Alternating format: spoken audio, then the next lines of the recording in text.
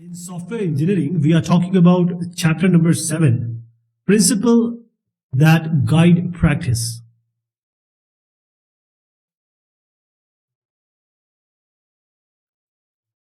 What is a software engineering practice? So, software engineering is a subject in computer science, but while we are developing a software, we need to put this in practice, the software engineering concept. So practice is what you have learned, the concept or the principle software engineering is producing, the method it is suggesting, the tool you can use for software engineering. So these all combine, the engineer, the software engineer, he call upon on a daily basis. So this is called a practice, because all you're doing is creating a software product. So you have to put these all in practice.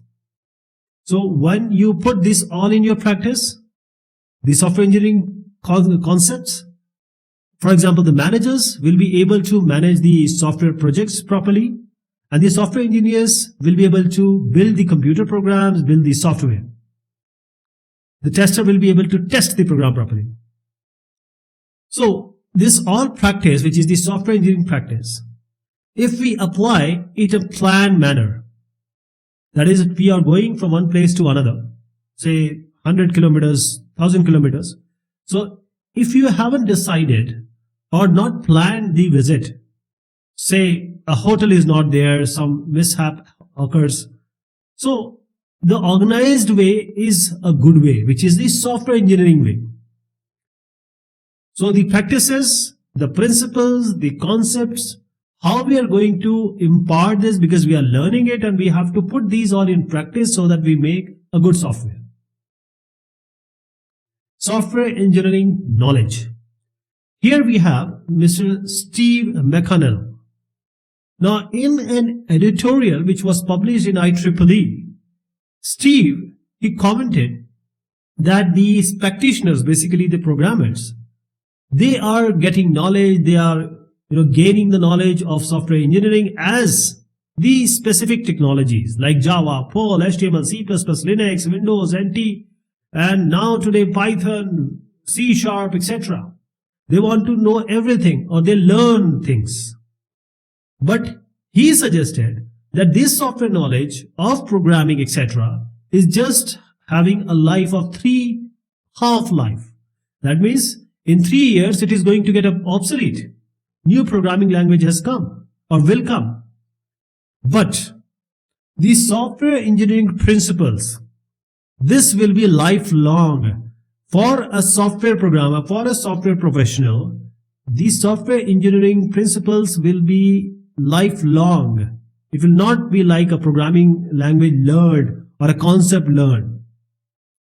So he says that this software engineering as a subject, as a science, as a concept, this knowledge, it's all about 75% of all the knowledge of computer science, what he's suggesting. He's saying it is stable. So 75% knowledge is all about software engineering concepts only, if you're able to develop the complex systems. Principles that guide process. So the process life cycle, the software development life cycle, or the process model, or the software model, all these, the SDLCs, etc. So what are the principles, the underlying principles, or the thoughts, or the science, the technology for the process? So whenever we are talking about a software development life cycle or a process model, it is true what we are suggesting, the principle is true for any spirals or say scrums, any software model you choose or the company chooses.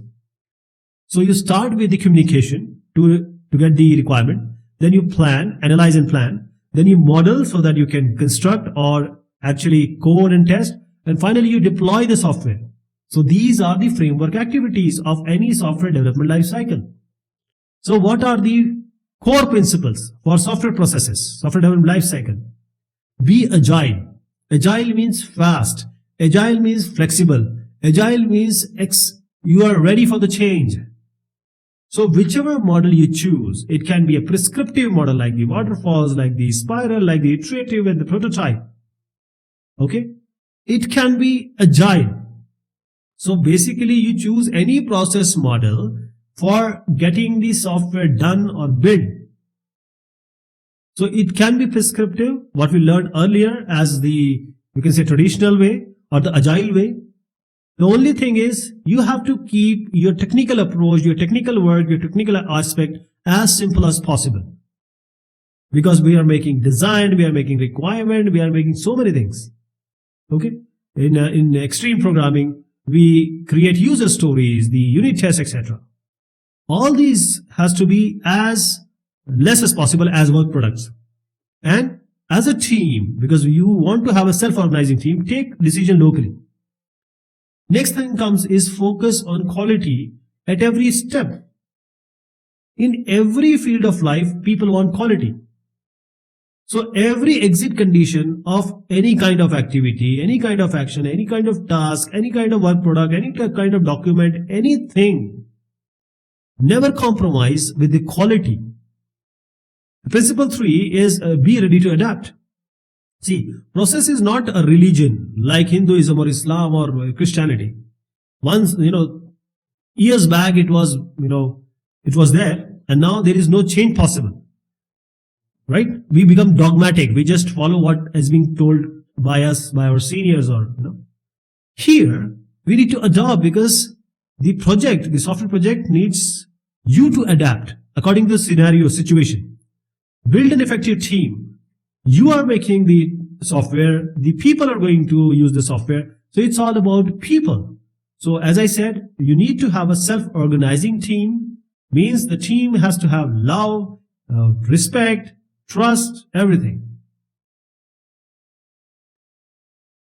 The next principle is establish mechanism for communication and coordination.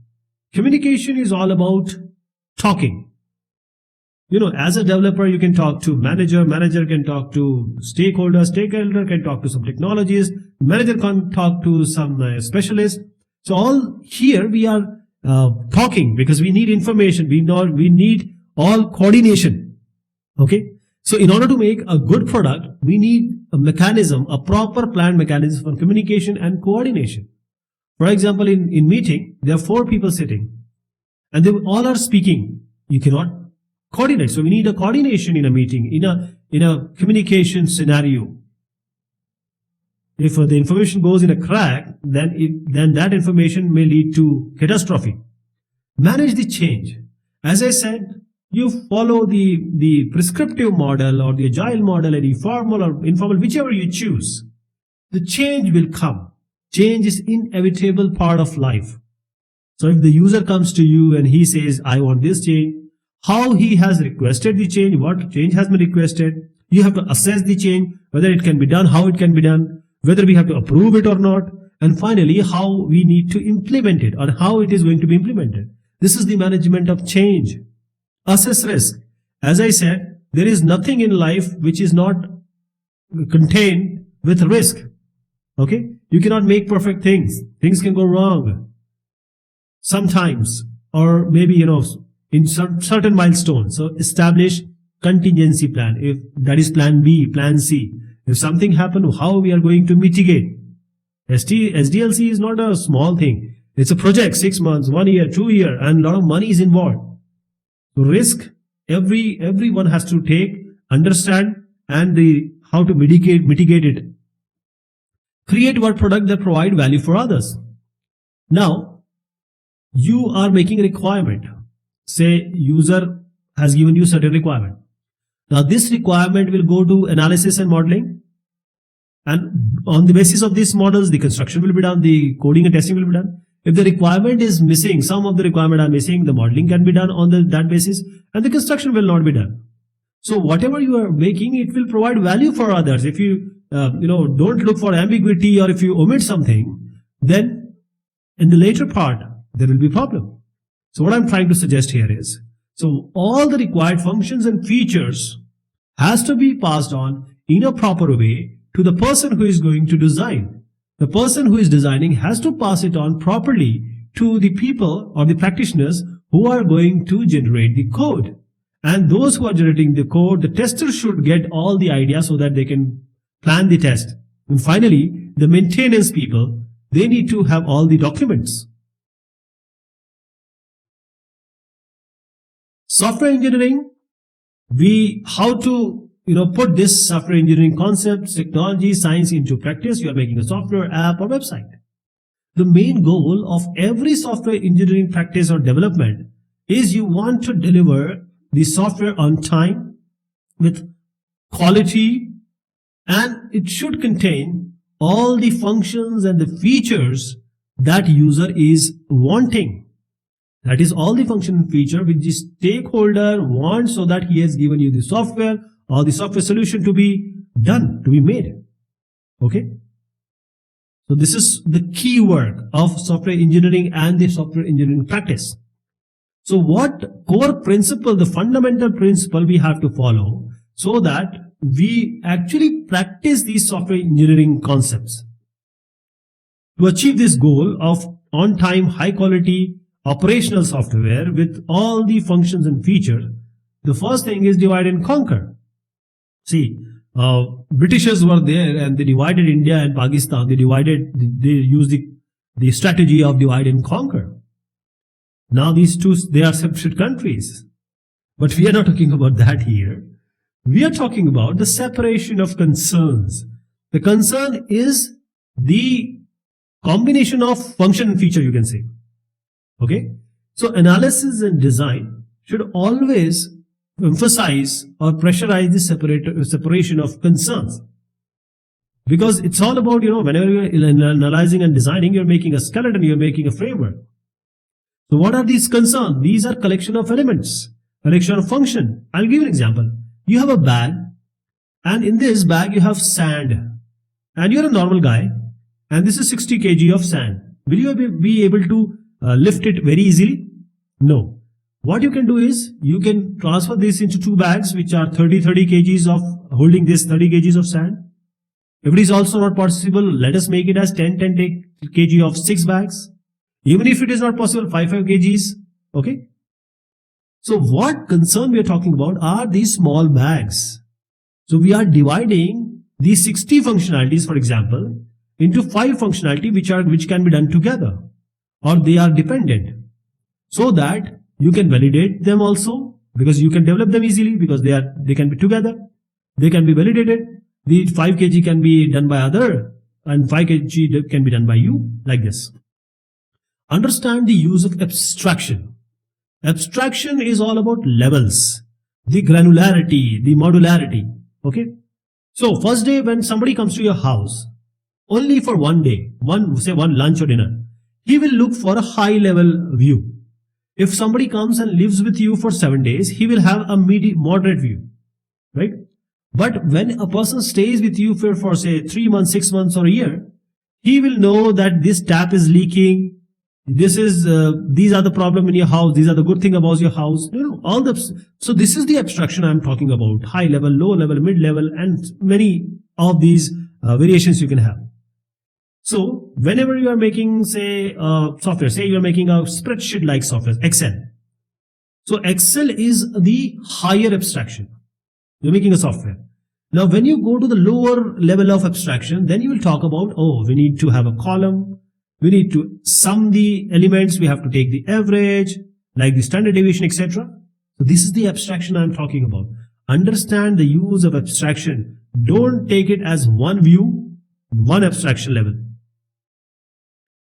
Strive for consistency. See, you have gone to school, everyone was wearing the same dress. Okay, this is consistency.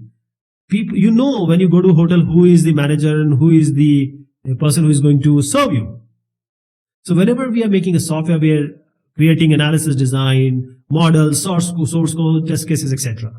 So what consistency we are talking about is if you are making a web app or a website. So what you have done? You have made, say, 50 pages. First page is blue color. Second is green color. The menu is on the left side. On the other, it is right side. So it is not ergonomically sound. Ergonomically means ease of use. the people who are right-handed, there are people who are, they are deaf and dumb or specially abled. For them, you have to make it consistent so they may use it. The consistency is all about even look. Focus on the transfer of information. Okay, this is not about communication I'm talking about. This interface is, say you are written a code, a module. Now you are taking data, say from database. Now here is the interface I'm talking about. The interface between your code, your program and the database. Let me tell you, and the data flow is like this. For example, you are having a network connection. So this is the networking interface. So here the omission, the ambiguity or the possibility of error is not acceptable. Build software that exhibits effective modularity. I talked about separation of concern. Okay. So modularity is all about making the granularity, or say module it, so that you can work with it easily. And modularity should be effective. For example, if your 60 requirements are there with you, so you made module for 10 or modularize it 10 and 50. So this is not a good kind of modularity. So there are two things. Whenever you make module or function, group of functions, here two things comes, cohesion and coupling. So if you made a function, say add. I have written a function, say, or you only have written a function called multiplication. These are two separate functions. I'm taking a very naive example. So one function is add, one function is multiplication. Now this add function will have certain work, that is adding two numbers. So all the lines, all the code of this function should have a great cohesion, high cohesion. For example, multiplication code, it will also have a fine, a very good kind of cohesion, because these are code which are working for multiplication. But when these two functions are to be combined for a particular program or a software, the coupling between these two functions should be as least as possible. Okay? The add function, the content should be cohesive, but the add and multiplication function, the any interlinking interdependency should not be there. The coupling has to be as low as possible. Look for the patterns. We've already seen that whatever process we have been following, whatever work already been done, we can employ it. We can use it so that we are able, because there can be components, we have wider systems, and we can combine them to make a complex system. Next is, as we just talked about, look for patterns. The next one is, when possible, represent the problem and its solution from a number of different perspectives. What does it mean?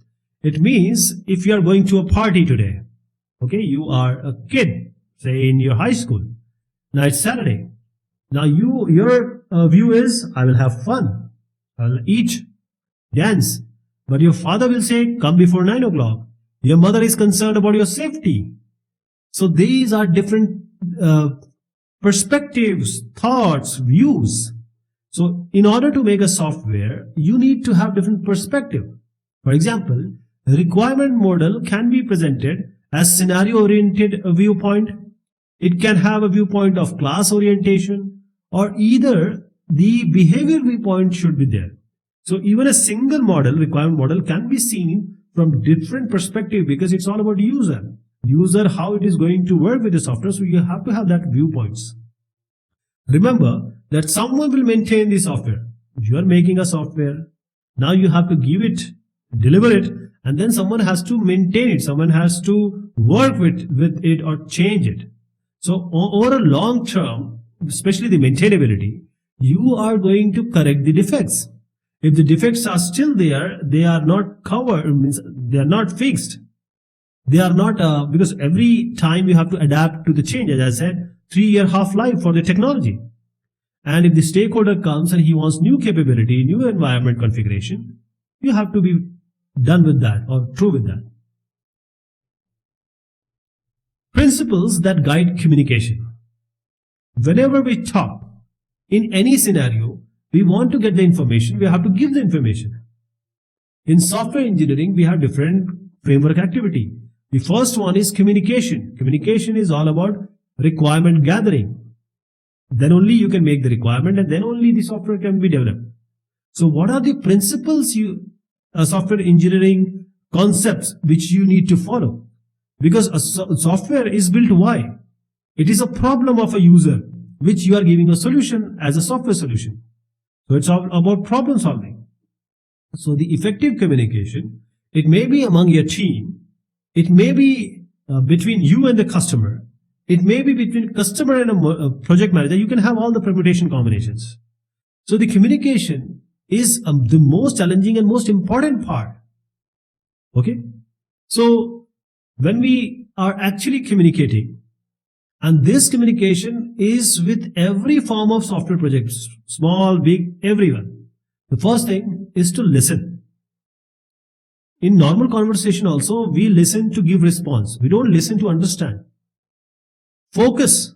I'll give you an example here. See, this is how user has explained what you have made. The customer is saying, I want this, because he explained it. He is not wanting it. He is saying, I am explaining like this. The project leader understood like this. The analyst designed it like this. The programmer wrote it like this. The business consultant described it like this. The documentation is not there. The operation being installed and the customer is built like this, sometime low, sometime high.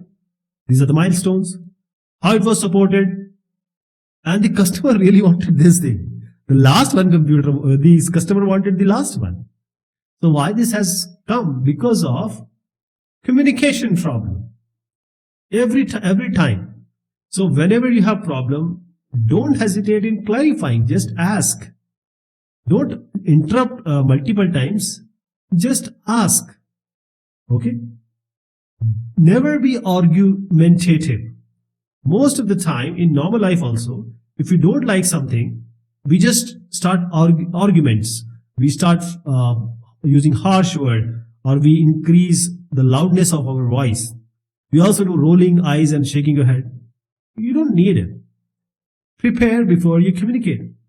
That is, you just communicate without any, say facts and figures. For example, the project is related to communication technology or say network technology or some hardware it has to work.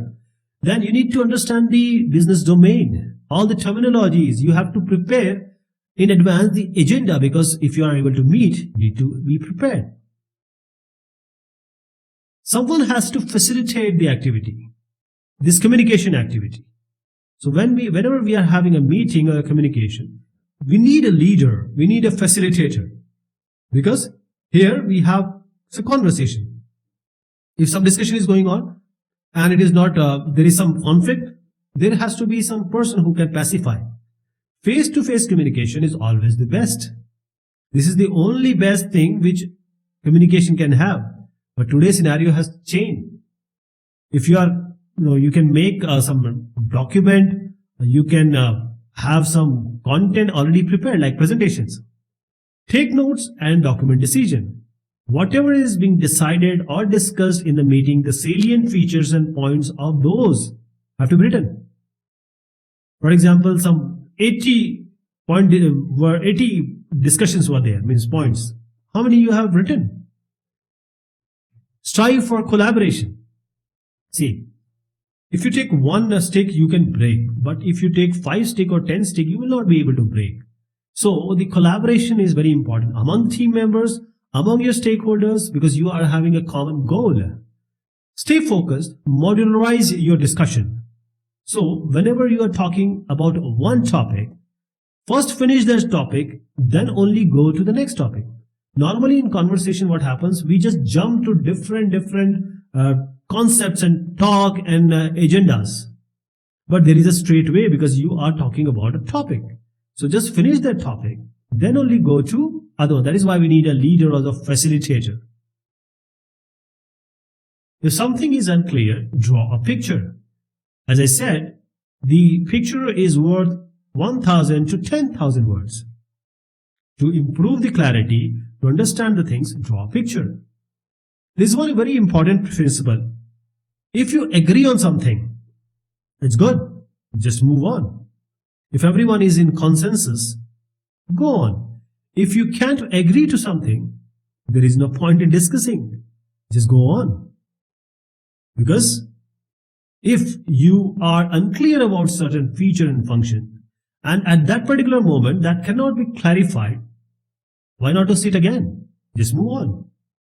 So, sometime moving on is the best way to achieve agility and communication. When two people are fighting, if one one should stop speaking, there will be no confrontation. They can talk when they are in a light mood.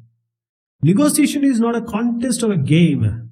We want both parties to win. The stakeholders and your software team. So whenever we sit for negotiation, what functions, what features, what priorities of the stakeholders, what are your priorities as a software person, what will be the delivery schedule, what are the demands, all parties need to compromise. If you want to jump higher, you have to take 2 steps back. So it should be a win-win condition for both of the stakeholders or parties involved. Principles that guide in software development or process models you choose software development lifecycle. The first thing is requirement gathering, that is also called as communication part. Then comes the planning, very important phase. The analysis and planning is being done. So here we are talking about planning. That is first the management of everything from beginning to start. Different management activities need to be done. That is, you have to make project plan, you have to plan the test, you have to plan the team. All this you have to do. Then comes the technical practices.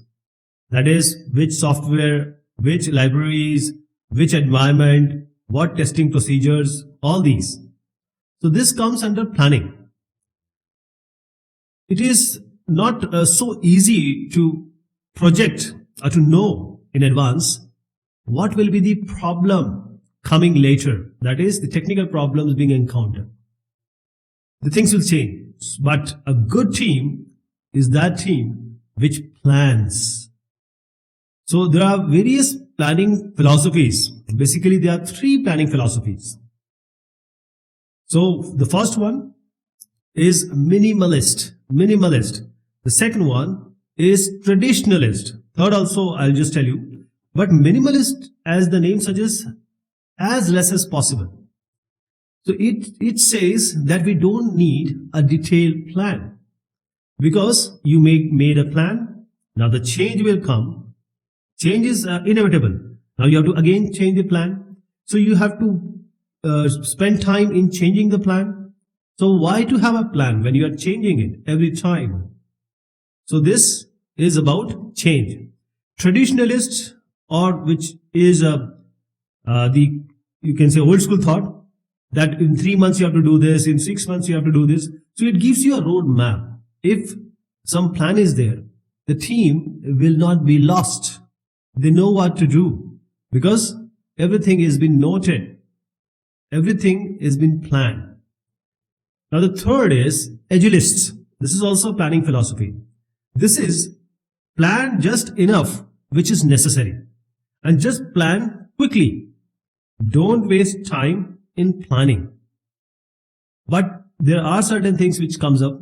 Sometimes in these 3 philosophies and general practice, we overplan. That is the planning we require, we overplan. And sometimes we underplan. Less planning is done. So there are certain principles for any kind of planning in any kind of software development lifecycle. There are certain principles need to be followed. If you are a software engineer, software planner, software analyst, software manager, then you have to understand the scope of the project. Planning is all about scope because you know the boundaries, you know from where to start, where to end. So actually scope tells you about the destination, the final destination. It involves stakeholders in the planning activity. See, planning for whom you are doing the project for the stakeholders. So the information will come from stakeholders. Because what happens in communication time, requirement gathering, we talk, but after that we minimize the talking. The stakeholder will tell you what are the priorities, what are the project constraints, what are the features and functions they want. Then comes recognize that planning is iterative. Plan once made is not fixed because as the project proceeds, there will be change. There will be changes from the environment, from the stakeholder requirement, from your internal team. So plan must be adjusted so that these changes can be accommodated. This planning is iterative and incremental, because if you do an iteration, that is a complete loop circle of all the processes, then you give something as an increment, that is certain functionality. You will give it to the user. User will come back with some feedback, and this feedback, because if you are given some incremental say model, or this feedback, for that also you have to change the plan, established or estimate based on what you know. Whatever is the team understanding right now, because there are certain information which you might be having, you have to estimate what is the effort, man hours, what is the cost, dollars, what is the time, 6 months, 1 month, and all these have to be estimated, whatever understanding you have, because no one can have all the understanding in the beginning of the project. Consider risk as you define the plan. See, plan is all about contingency issues. That is, there will always be risk in all the aspect of life. There will be certain problem you will face. So if you know that this risk is highest probable, if you have done an older project, you might know that this is the impactful point. The contingency plan has to be made. It is quite necessary. So the risk may reduce, overshoot the cost also. Be realistic. Please understand, someone will be, someone will leave the job, someone will be ill. So people don't work 100% a day. And even the best of the best engineers, they make mistakes. So be realistic while planning. Adjust granularity as you define the plan. Granularity means, I'll give you an example. Big stones, pebbles, small stones. So the big stone is at some granularity, the smaller at another granularity. So we are talking about level of detail. So in a project plan, how much granularity has to be there? If you say high granularity, that means even the small stones, the path is having small stone. That is small section you have planned. Even the minute task you have planned. The low granularity is now you have taken big stones. That is the broader work tasks, the broader work actions. These are being planned, not the minute one or smaller one. I'll give you an example. That if high granularity is there, if this is the project plan, this is how you will plan for each activity. In low granularity, this is the part. Define how you intend to ensure quality. See, quality is the basic aspect which will decide whether your software is good or bad. So you have to plan how you are going to impart the quality. For example, technical review you have to do, pair programming you have to do, all has to be explicitly mentioned, defined, how you're going to do it. Quality is the most important aspect. Describe how you intend to accommodate change. So we talked about change. See, there are some changes which are beyond your control. They will come. So you have to plan according to that. Even if you are the best planner, there are certain things which will be coming. So you need to identify how the uncontrolled changes can be accommodated in your plan. Okay, the next one is track the plan frequently and make adjustments as required. What happens is we do the reviews, meetings, all these in 15 days or 1 month. But we have to track progress, daily basis. Agility also says that. So where is the problem? For example, if I'm here, there is a problem. If I don't do it, say every day or in 15 days, so the problem started, and after 15 days we are meeting or we are tracking. The problem is 15 days are wasted. So the problem needs to be found out. The plan has to be readjusted so that this problem doesn't propagate. Because as I'm saying, if certain slippage is there, the plan also needs to be changed, adjusted. Everyone should be in a part of planning activity. Normally the management people, they plan, but here we are suggesting everyone who is capable should participate in planning activity.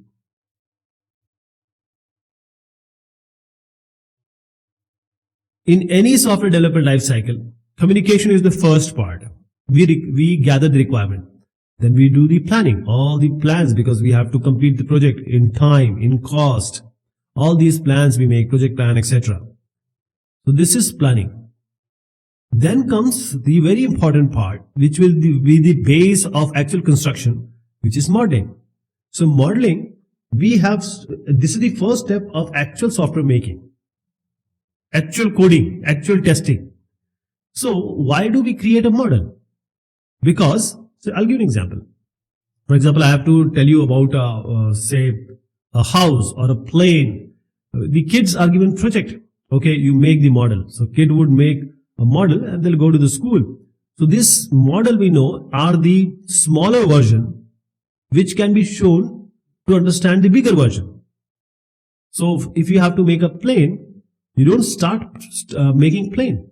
You have to make a proper plan or model. You have to model it. And this model is just smaller in scale. And then other people will see, like the specialists, the technologists, other people who are involved. Then they have the better understanding. If there is any problem, they'll tell you. You can change the model like this, so that when the model is finalized, then in reality the plane can be made. So when the entity here we are trying to build is a software, we need to have a model. That is all the information that the software is going to do. The software in a model or a model, then what is the architecture, what is the feature, what are the behaviors of a certain event.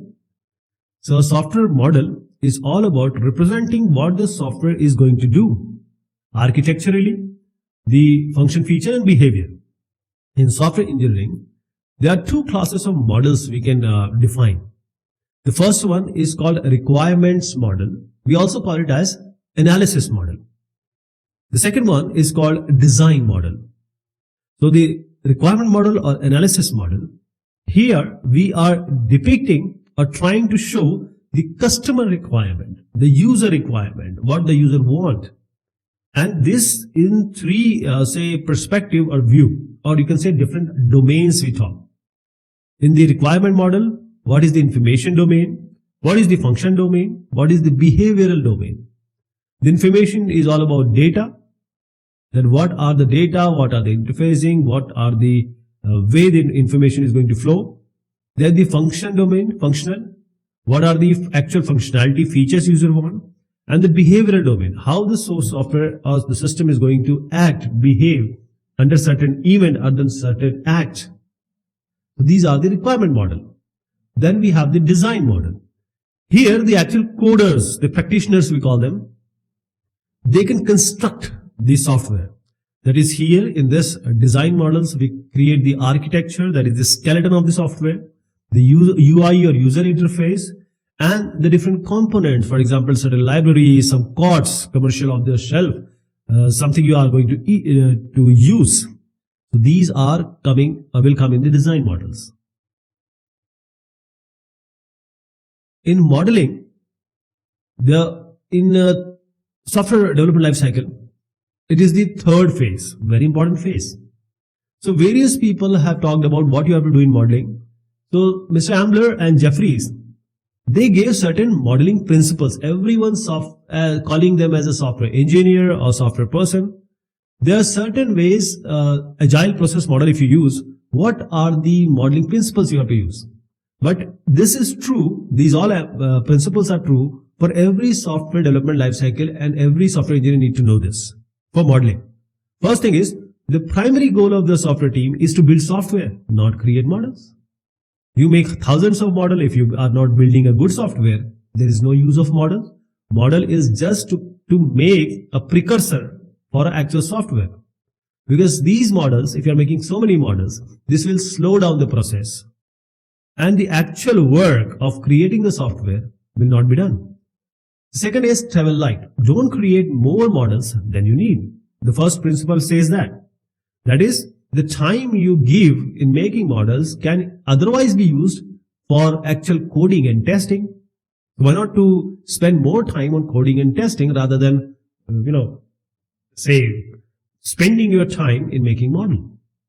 Okay, because after modeling, construction comes, and construction is the main part of actual making of the software. Because here the operational software will be made.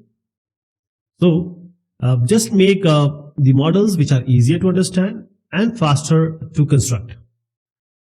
Strive to produce the simplest model that will describe the problem of the software. So same thing, that is, make the model so easy so that the people who are or practitioners who will understand this model can create this software easily. Because the resultant software on the basis of those models should be easier to integrate and to test and to maintain. Maintain means it's all about change. Then comes build models in a way that makes them responsive to change. In agility, the main point is change. So you made this model, this house. Now your user comes and he says, no, I don't want the parking here. I want the parking on the right side. Now how do you change? So you have to make the model because you are assuming that change is the integral part. If you don't have the proper requirement model is important. You are creating a design model, and that design model may miss certain function and feature, because the requirement is all about making design is all about making a software, a code, or testing. So the requirement model has to be made reasonably good.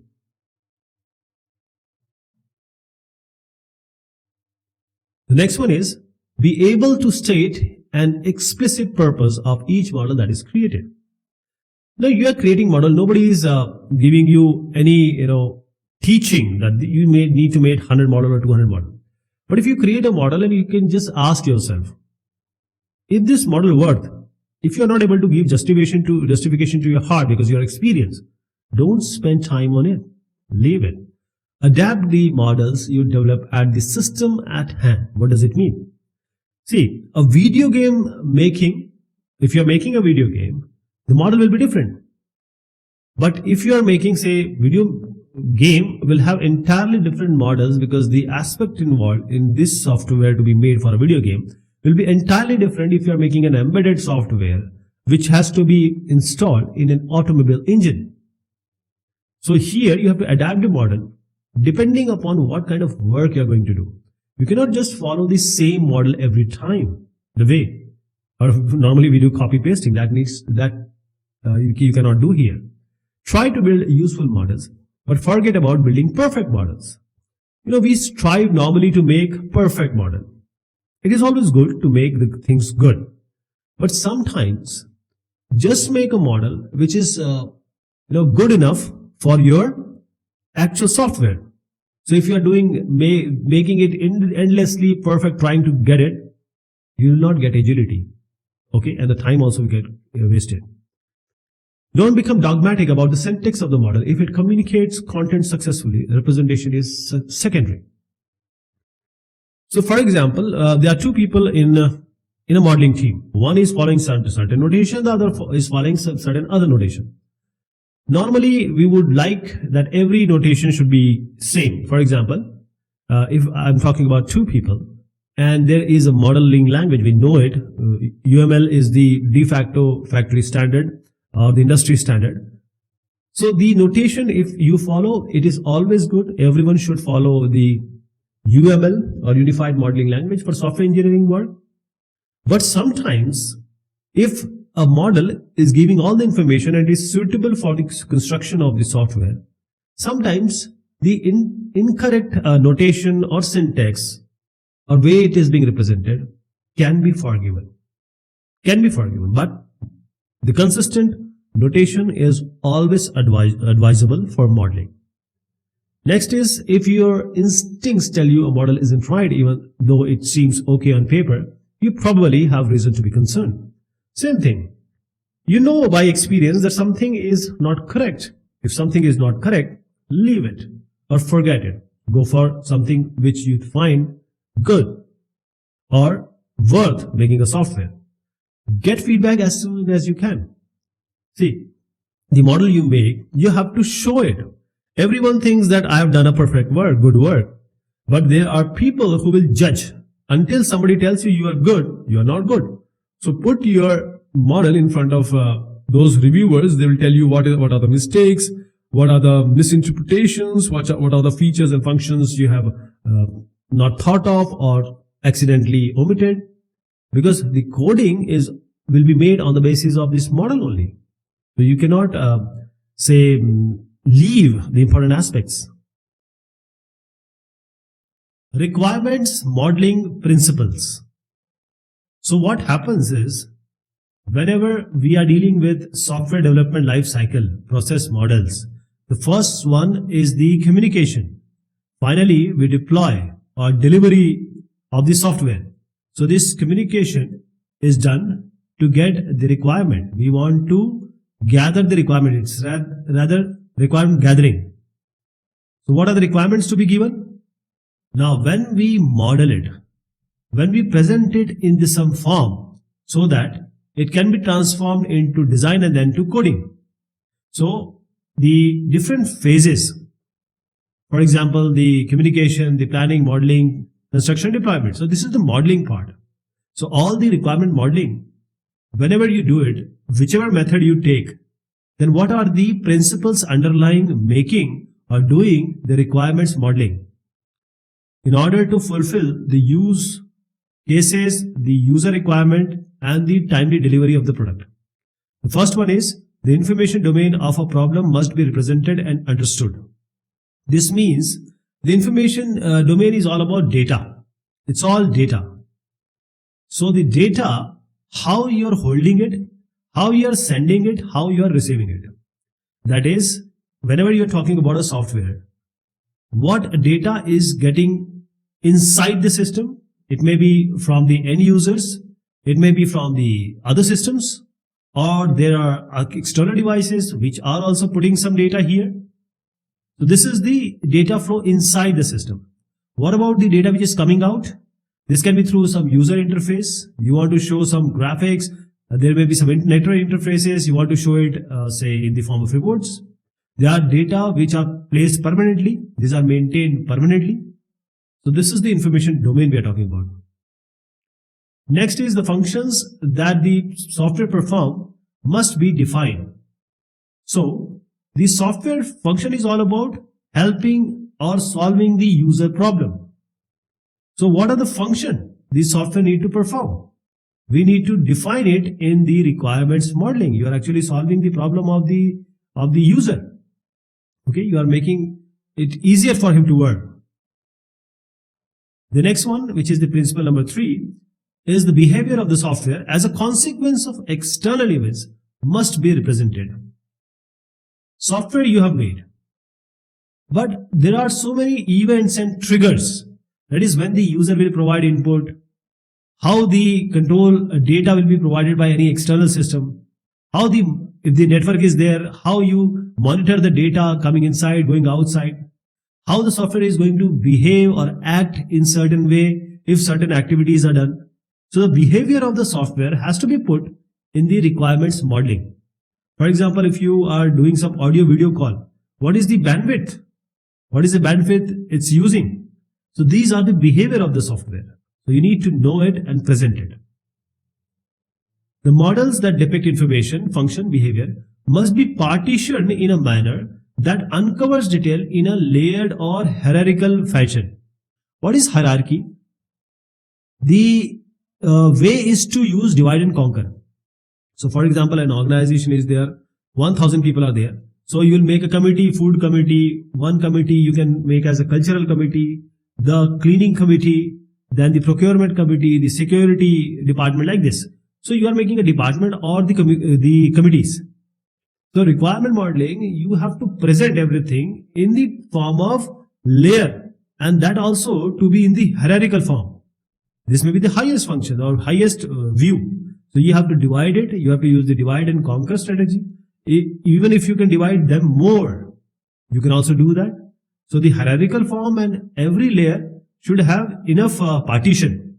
So if you have a large, or you can say a very complex problem, you can divide it into certain smaller problem, that is the sub problem, until every one of you is able to understand and able to implement that sub problem. So this is all about divide and conquer strategy. So what do we name it?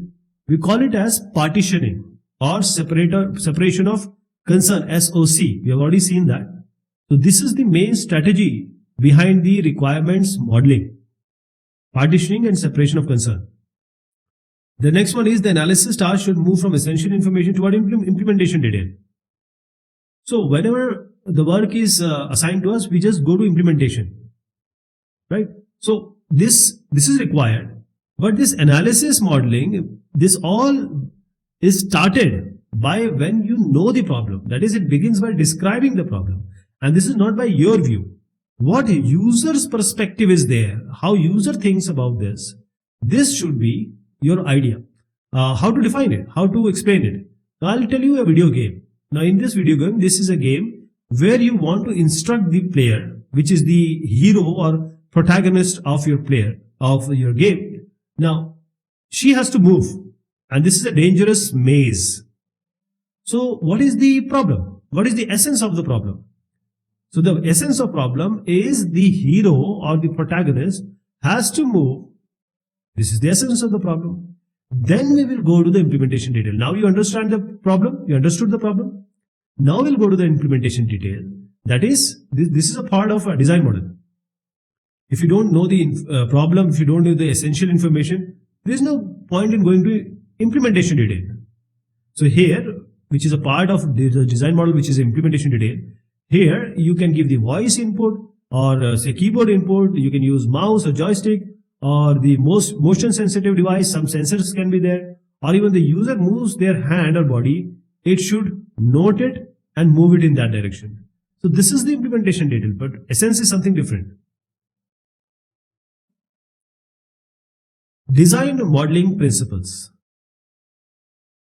So whenever we do communication, I'm going to tell you the phases of the software development lifecycle. So we gather the requirement, then we do the planning, all the project plan and the whole cost, budget, etc. is done here in this planning. Now the next step is a very important step, that is the design or modeling. So this modeling corresponds to the construction, and then you have the deployment. So everything that is the coding and testing will only depend on what you have modeled, what architecture style you have defined, what modeling you have done. So basically software design, if you want to equate it, say some architect is making your house. So architect plan for your house is the software design model for your software. So what he will do, he will make a 3D rendering. An architect will give you a 3-dimensional view of your house. And first it will make a 3-dimensional actual view. Then you will go to refine it. Then he is going to refine it. Where will be the parking? Where will be the plumbing layout? Where will be the electricity being put? All these will be the refinement. So this is the software design model, which is actually, you can relate it with the architect's plan.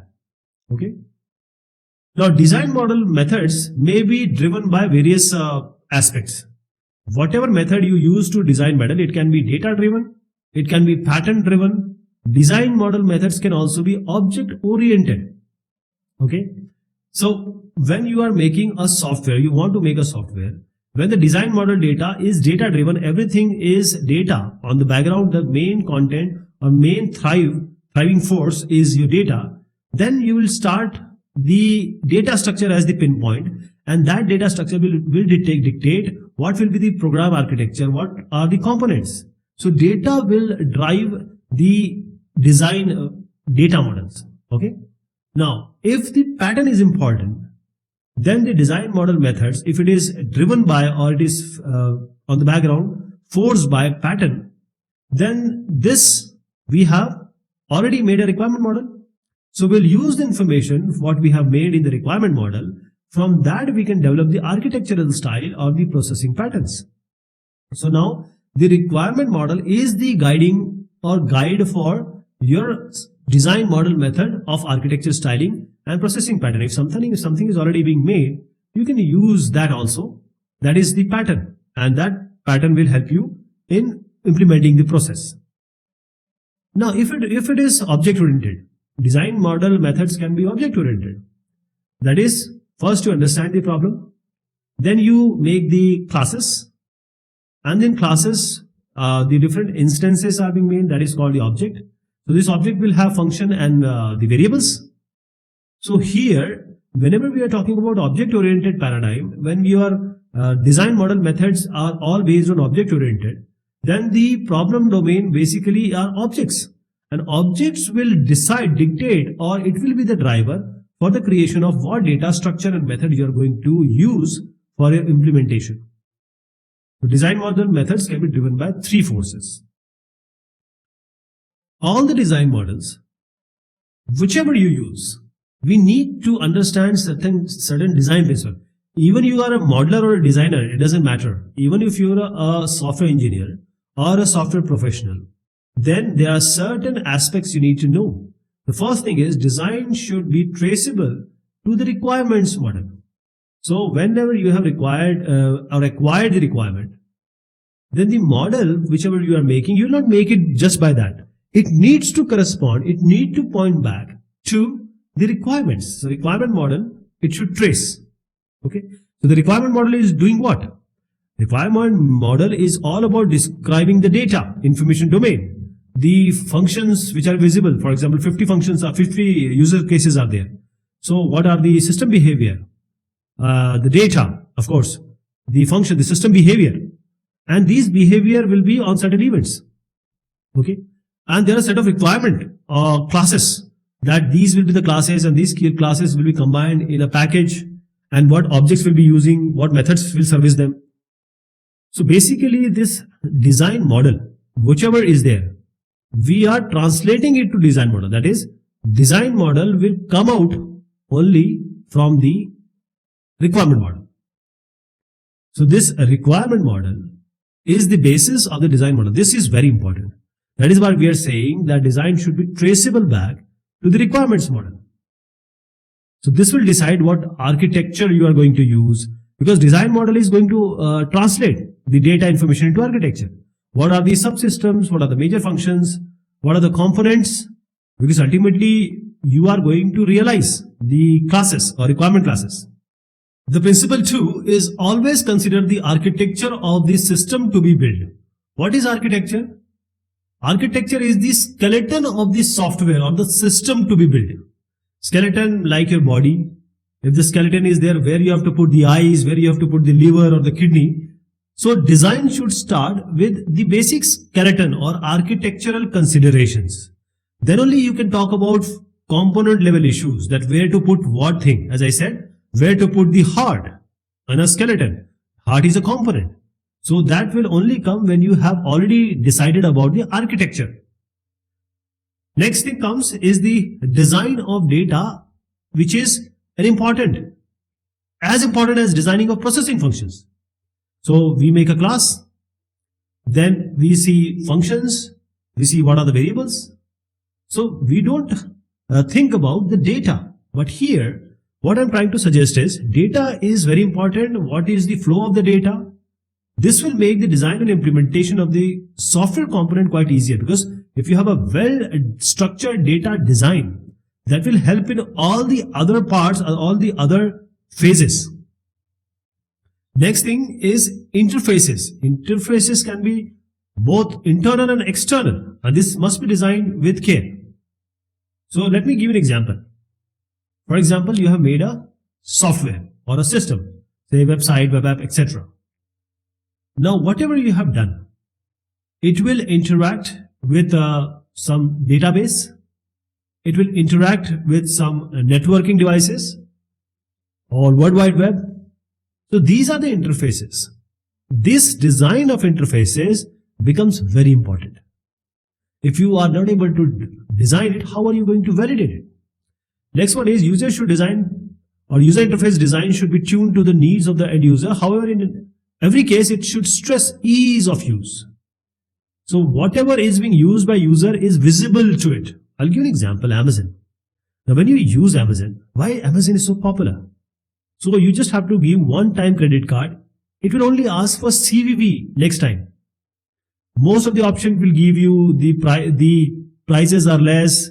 Basically, the user interface is so good, you would like to go on Amazon again and again. So whatever internal function you have given, best data structure, well-designed architecture, but if the user interfaces or user interface design is not good, everyone will think the software is bad. That is, what you see is what you praise.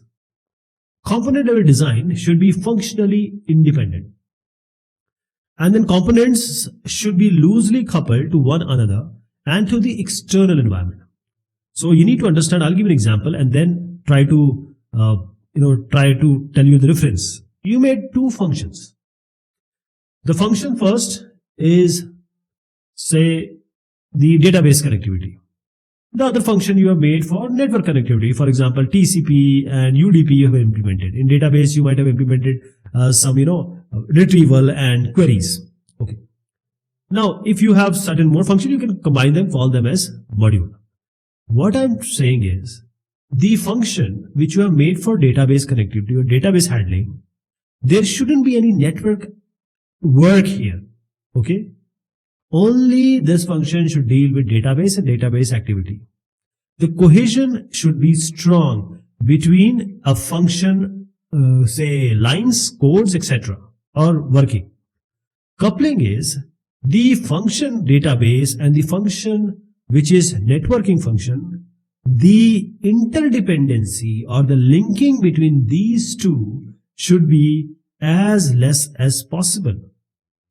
The coupling is all about dependency between two different functions which are doing two different tasks. So as the coupling increases, the error will propagate and the maintainability will be less.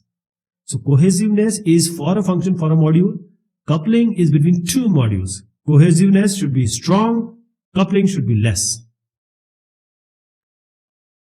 Next one is design representation model should be easily understandable. So this is very obvious that if somebody has to make a code, he need to understand design. And if design is not easy, how he is able to understand? He will not be able to understand. The design should be developed iteratively. What we do, we make a design, we say, oh, I'm done. We just go to construction. But the thing is that design may have some problem, may have some bugs, errors. Bugs are actually for coding, errors you can say.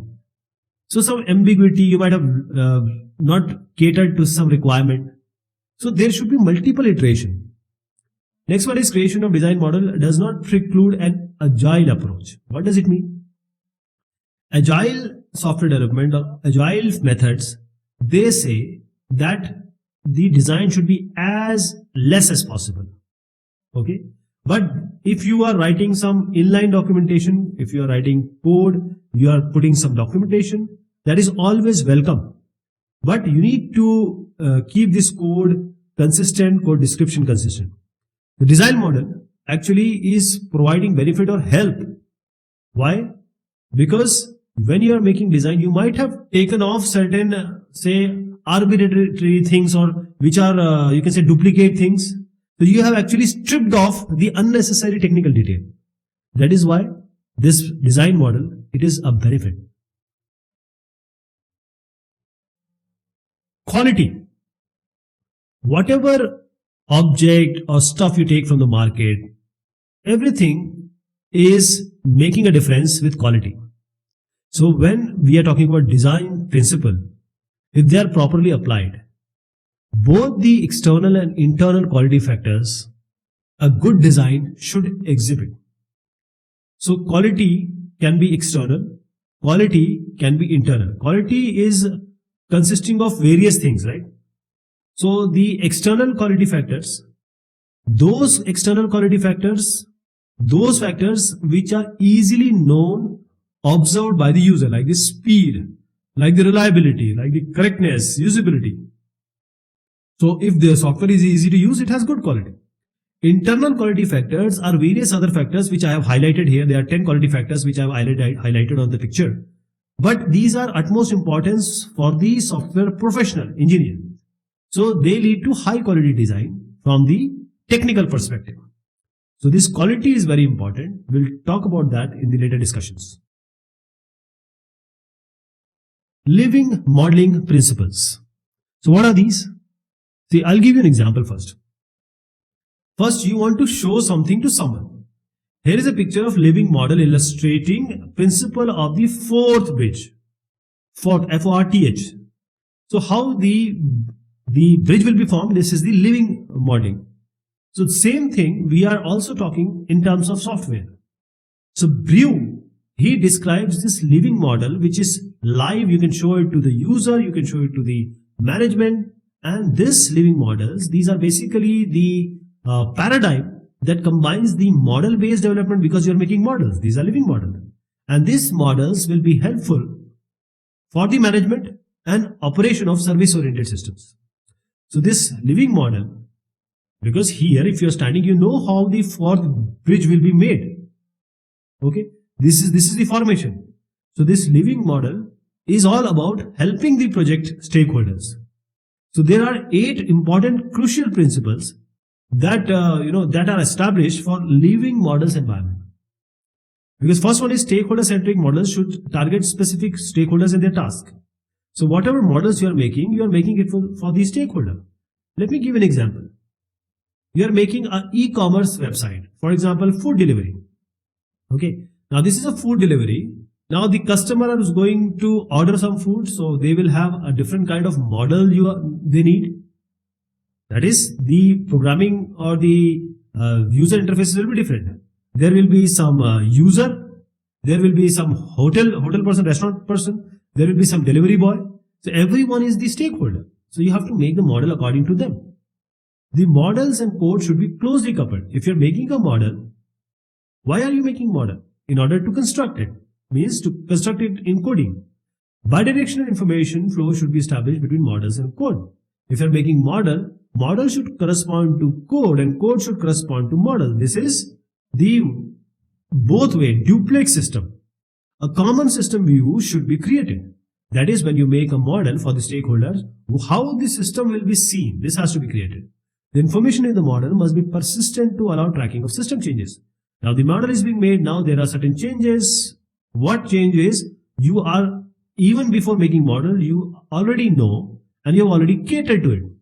Information consistency across all levels of model must be verified. So if you are making model, every model should be consistent.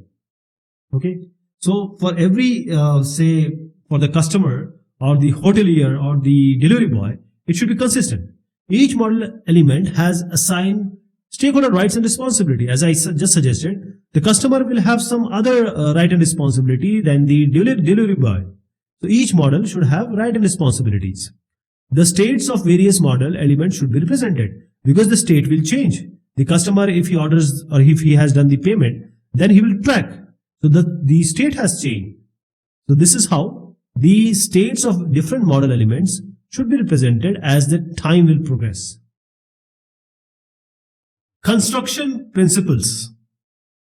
So in software development life cycle, the process models you choose, the way you develop the software, it all starts with communication. You gather the requirement here.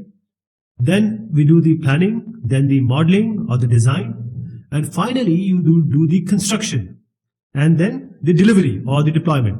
So this part, in this respect, what all principle as a software engineer, as a person working as a professional in software industry, when we are doing the coding or the testing, so the construction activity is all about, or it is having all the content of coding and testing.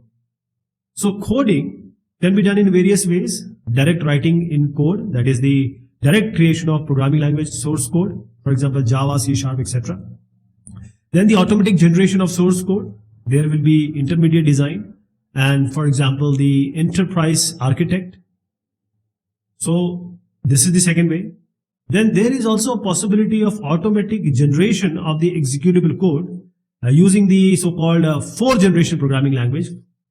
For example, Visual C#, C, like this. Normally, we generally write the code by ourselves or use the pre-made code or the component which we have already designed or written. So the initial testing at the component level is called unit testing. For example, you have written a function called add, simplest function. Now you have just defined certain variables, added and just printed or returned. So when we test this function or a group of function, that is called a module, that is called the unit testing, the basic level. Unit testing is the basic level testing, right? So this is the first part. This is the part where we need to test. Then comes the integration testing. The initial start with unit testing. Then we have the integration testing. That is, we have different parts, and these parts we are combining together. So when we are combining together, we need to do the integration testing. Now user has given you some work, some requirement. These requirements have to be met as a complete system. So here we have to do the validation testing. Validation testing is done for the complete system or the software increment which has been delivered. So this is on the basis of the SRS or the requirement specification. Then finally user has to accept. When the user is accepting, user is going to test it. It will be, the basic will be the requirement specification, but user has all its feature and function he wants. So the customer or the user will exercise all these required features and function, and he will test for the acceptance. Preparation principles. Before you construct or go to the coding, there are certain fundamental principles which are equally applicable to coding as well as testing. That is, before you write a single line of code, you have to be very sure that you actually understand the problem. Normally we just jump on coding, writing the code. But have we understood the problem?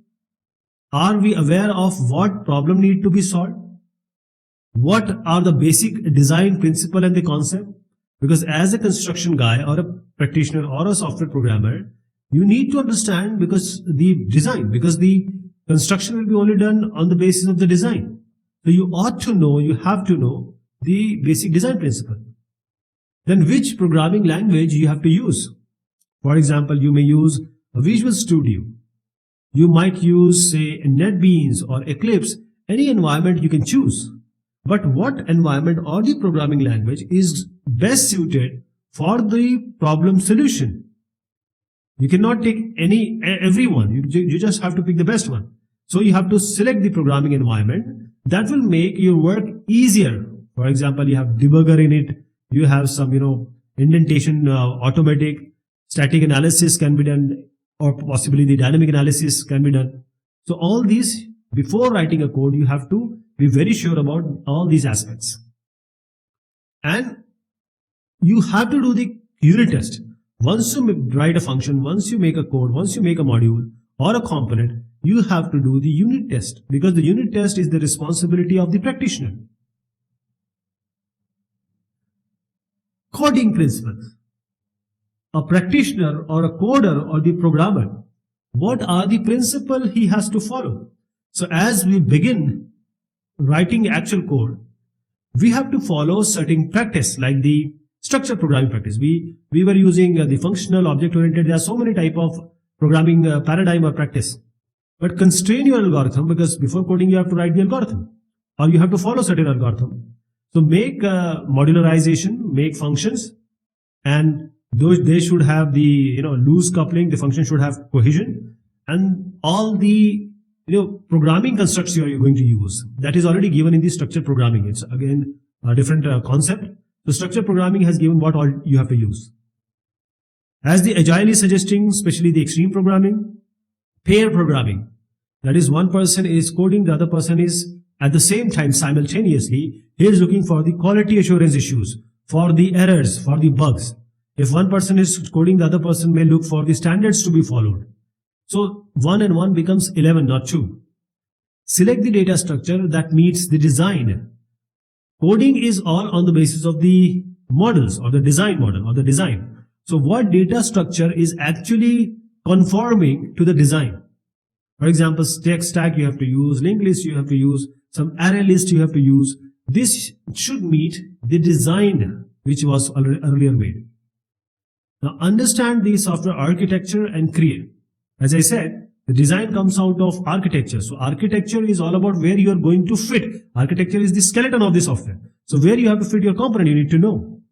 And the conditional logic, that is if else, the loops, the logical, the component, the logical construct you're using. You're using a lot of ands, sort of ors, and these are so many nesting going on. So logic is where you are actually putting all the effort. And the problems also come there.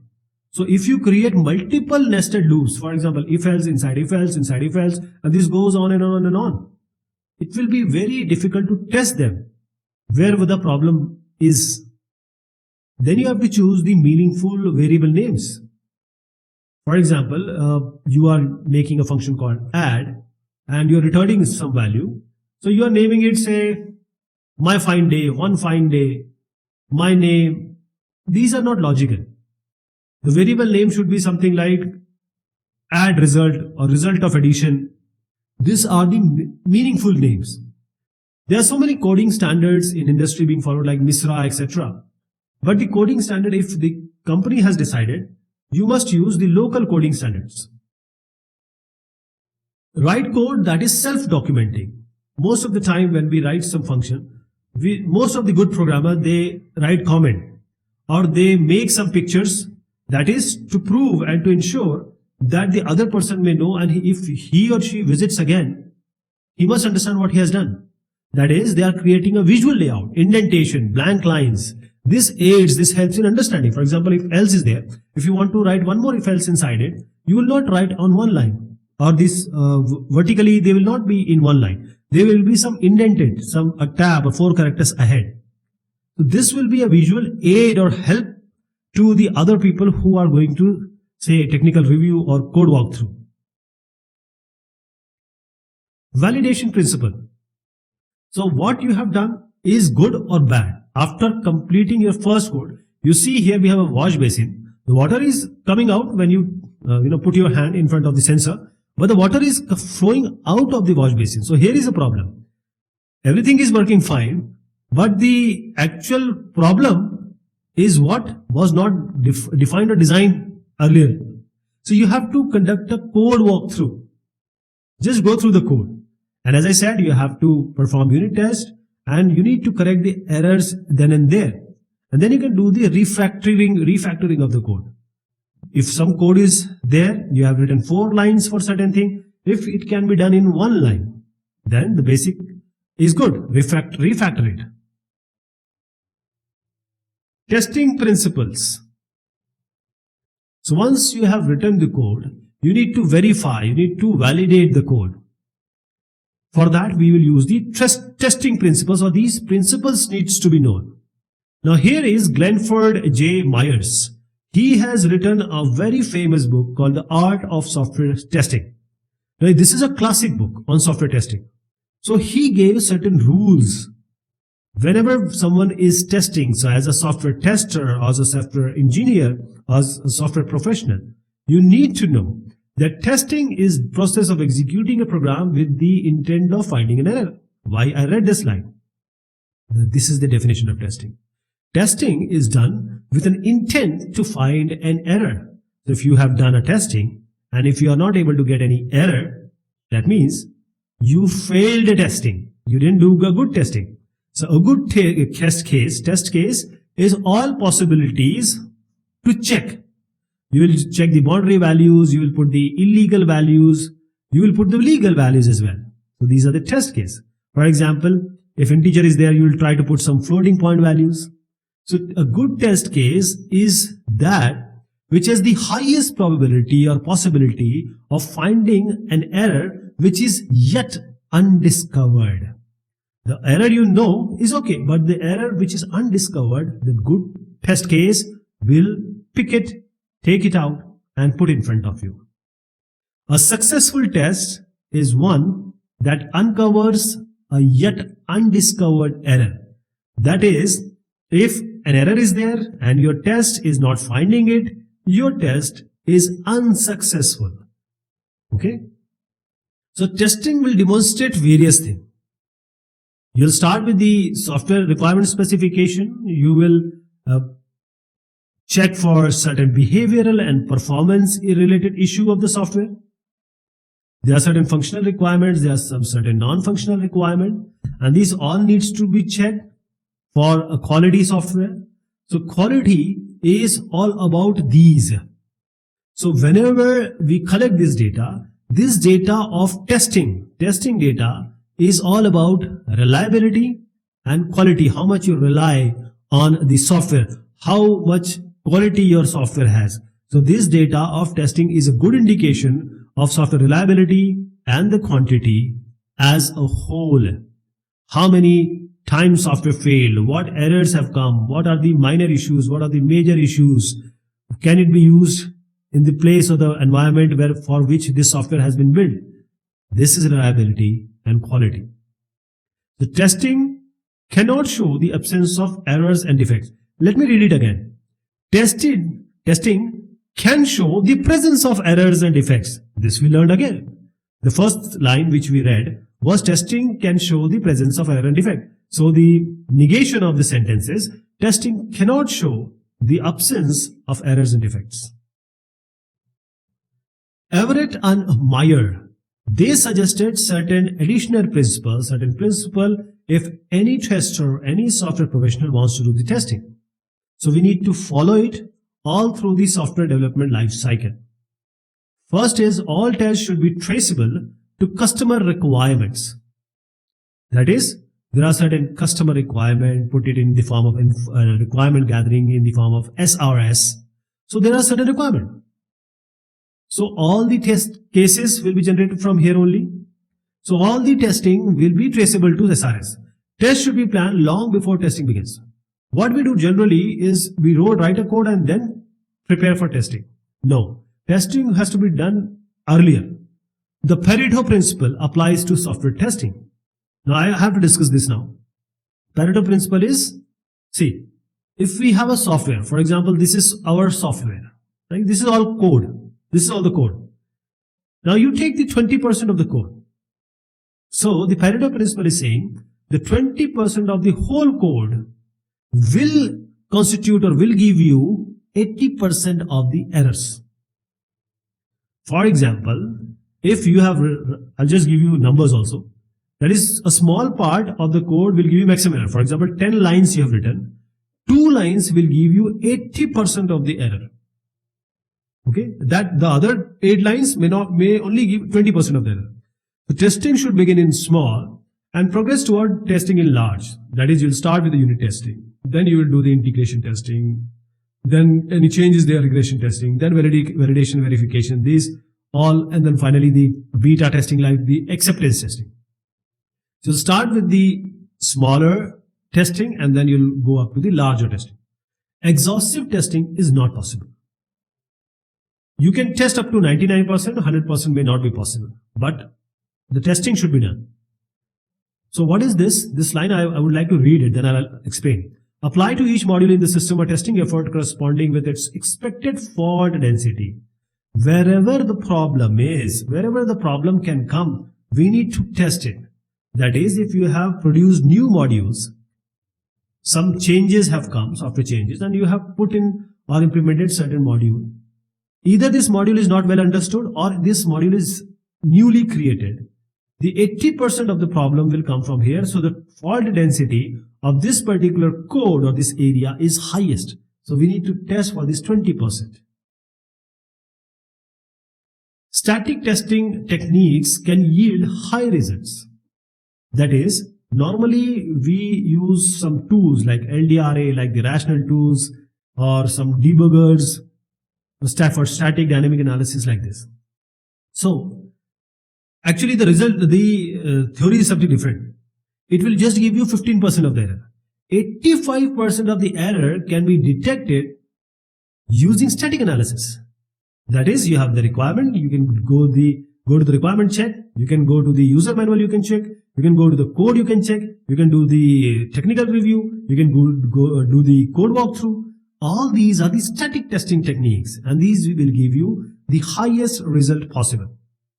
Okay, so 85% errors can be uncovered only without even running the code.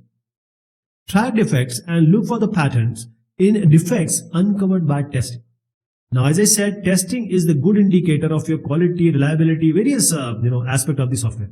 So the total defects will tell you how much software quality is there. That is, if 100 errors are there, if you can make it to 10, the quality will be better. The type of defect is a measure of the software stability. There can be performance issue, usability issue. You can there's so many non-functional functional requirements. So what are the type of defect? Whether it is coming in the functional requirement or the non-functional, or whether your software is failing, that is the type of defect, then this will correspond to the stability of the software. So total defect will give you quality. Types of defect will give you stability. Okay. For example, if there is an error box and a question mark or a dot is there, which you missed by somehow, that doesn't correspond to stability, that type of defect. Pattern of defects found over time can forecast number of expected defects.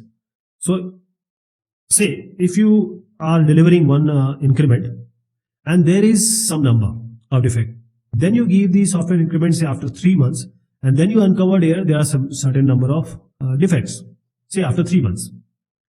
So the number of these two defects will give you a forecast or an idea of how many expected defects you will have to encounter in the third increment.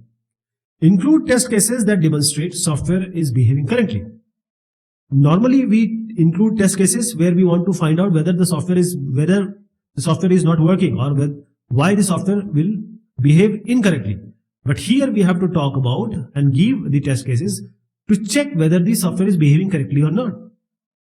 Most of the time in the today agile environment, we always have changes. For example, if we change this line in the code, this error or this changing of the line may propagate error to some other function, some other module.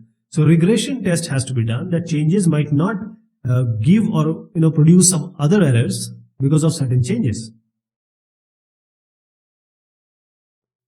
Deployment principles. Once you make the software, you deploy the software, you deliver the software. So what are the principles? What are the underlying thoughts on this aspect of the software development lifecycle?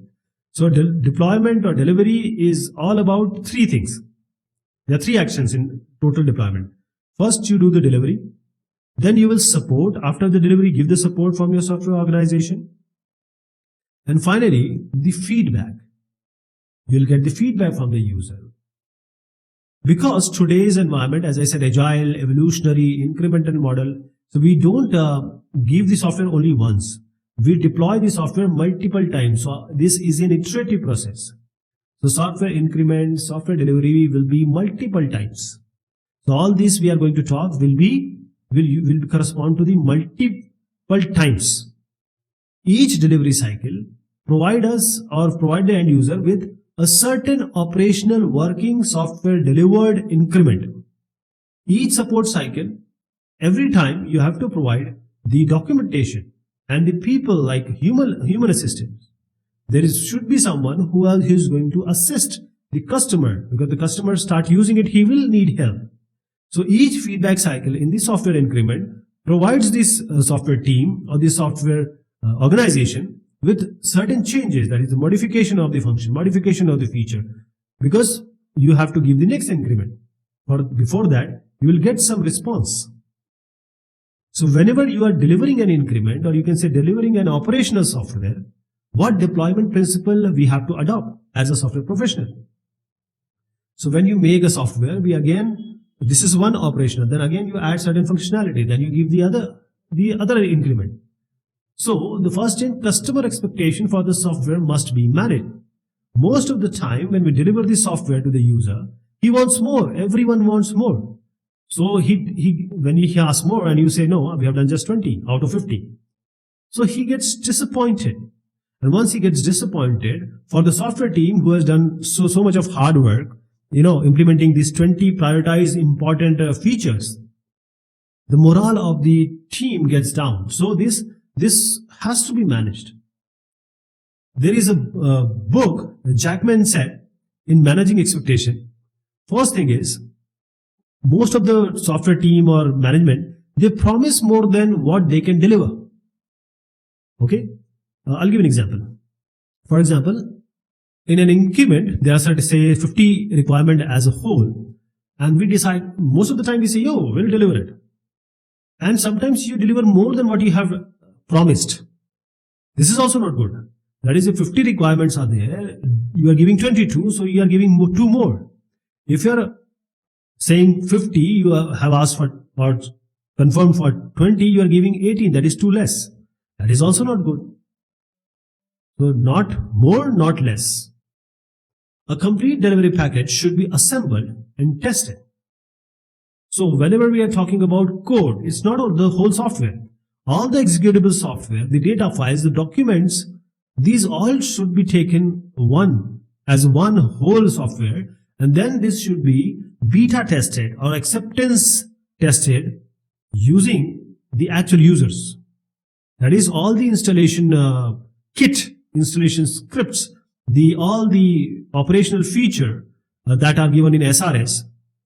This has to be thoroughly implemented, executed, exercised on all the possible computing configuration which has been agreed upon in SRS, like hardware, operating system, peripheral devices, networking arrangements. So there can be different configuration in different setup. The third principle is support regime must be established before the software is delivered. So once you deliver the software, there will be some problem of the user whom he is going to talk. User, because he has given you money, he wants or he expects a quick response. He wants the actual information because he is in some trouble, he is in some problem, he has some question. Now it is duty of the software team to solve it, or the support to solve it. That is, support should be planned, the materials should be there, say user manual, etc. Record keeping mechanism should be established by the software company. There should be some instruction material, the user guides. There are so many things which we provide, like the installation kit and the compilation guide, etc. So the software team deliver the training aids. There may be some troubleshooting guides. That is, if error code are there, what you have to do. This has to be given. Most of the time, because there are strict deadlines, there are bugs and we know it, and then still we deliver it to the user. And that is not acceptable. Because what happens is, if you do good thing with certain person, he will be happy. But if you do bad thing with the person, he will remember that thing forever. Because the software you have delivered, he is facing the software, using the software every day, and he is aware of the problem. Work practices. Now, Skoll, he writes that the quality of software is the main parameter which makes a software good or bad. This is basically in the competitive environment, world, market. These are the difference between two companies. Okay. So human aspects is also very important, because who is working, for whom you are working? People. So along with the basic traits and work habit of the people, there are so many work practices which a software professional should know and should put in the practice. So these are 10 concepts which are true with the software engineers, software engineering, in the software development life cycle. So finally, you have to see all these things. First are interfaces. Simple interfaces are always less error prone. For example, you have, say, network interface, database interface. All these are prone to problems. So we have to be very careful while making it. The convention and template. Every document, every content should be in the same template, and the naming convention should be such that the user can also understand, your people who are going to manage the software should also understand. Layering. You know, the design is a different part, implementation is a different part. So you have to keep them separate. That will reduce the complexity. Algorithmic complexity. For example, you made a file transfer code and say the 5 minute it is taking, and the industry standard, the file transfer should be in 2 minutes. So there is a complexity in the algorithm. It will be time complexity, it will be space complexity. So you need to make a good code so that this complexity is as least as possible. Okay. Hashing. Hashing is a way of efficiently, retrieving the data. First, storage, and this is a code basically. So you have to use this. Try wherever you want to use. Caching is very important. Sometimes thrashing will be, you'll encounter thrashing. Some data, if you're using, the dependent data should also come in the cache so that it can be accessed easily in the faster manner. So in your programming, in your software development, caching aspect, hashing aspect have to be used. The concurrency is very important because in most of the today's processors, we have multi-processor, multi-threaded programming. You have to apply cloud computing. We have already talked about this. You have to use the cloud computing wherever it is possible. The security, the privacy, the confidentiality aspect, the integrity of the assets of your asset and the customer asset should be the key. You have to secure your data. You have to put all your effort to guard your data and keep the integrity as expected by you, your organization, and your customers. The database you can use, depending upon your work, you can use Oracle, MongoDB, the flat file, or the tabular form, whichever you like. For the database, how to reduce the data redundancy, how to maximize the speed of the retrieval. This also you have to see as a work practice. This is the basic work practices. So this is all about this topic. Thank you so much. Take care of yourself.